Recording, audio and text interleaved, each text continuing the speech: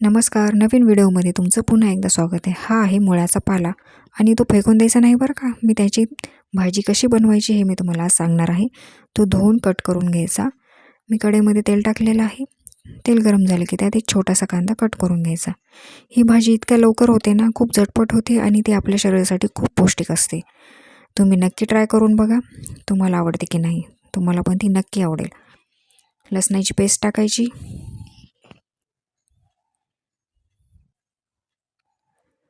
आणि हा पाला टाकून घ्यायचा. लाल तिखट, मीठ आणि हिरव्या मिरचीचा ठेचा. हे सगळं एकत्र चांगलं मिक्स करून घ्यायचं आणि याला पाणी सुटणार आहे थोडं. त्याच पाण्यामध्ये ती भाजी शिजवून घ्यायची. एक्स्ट्रा पाणी टाकायचं नाही. त्याच पाण्यामध्ये ती शिजून जाते. त्याला झाकून शिजवून घ्यायचं आणि खूप लवकर तयार होते ही भाजी.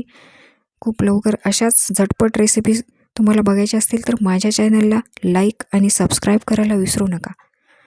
हे बघा, ही भाजी तयार झालेली आहे. पाणी पूर्ण आटलेलं आहे आणि शिजलेली पण आहे चांगली. ज्वारीचं किंवा बाजरीच्या भाकरीसोबत ही भाजी खूप टेस्टी लागते. तुम्ही नक्की ट्राय करा. व्हिडिओ आवडला असेल तर लाईक करायला विसरू नका. थँक्यू.